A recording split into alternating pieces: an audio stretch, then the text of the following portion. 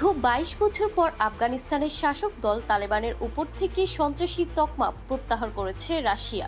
স্থানীয় সময় বৃহস্পতিবার দেশটির সুপ্রিম কোর্ট নিষিদ্ধ সন্ত্রাসী গোষ্ঠীর তালিকা থেকে তালেবানের নাম সরিয়ে নেওয়ার রায় দেন।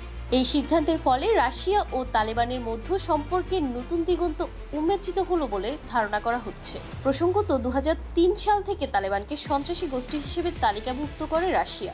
এর ফলে তালেবান সদস্যের সঙ্গে যোগাযোগ করা রাশিয়ার আইন অনুযায়ী ফৌজদারি অপরাধ ছিল। তবে গত কয়েক বছরে রাশিয়া তালেবানের সঙ্গে সম্পর্ক উন্নয়নে উদ্যোগী হয়েছে।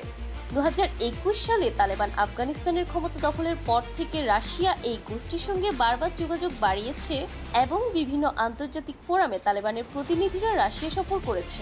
গত বছর রাশিয়ার নতুন আইনে কোনো সংগঠনকে সন্ত্রাসী তালিকা থেকে বাদ দেওয়ার দায়িত্ব আদালতের উপর দেওয়া হয়। এই আইনের আওতায় তালেবানের সঙ্গে রাশিয়া সম্পর্কের উন্নতি ও গঠনমূলক যোগাযোগের পথ উন্মুক্ত হল। তবে তালেবান এখনও কোনো দেশের পক্ষ থেকে সরকার হিসেবে আনুষ্ঠানিকভাবে স্বীকৃত হয়নি।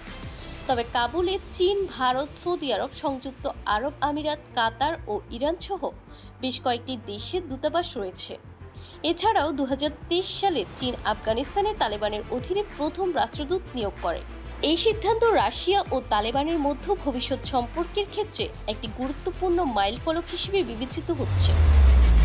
Jannatul Tahsin, FTV news.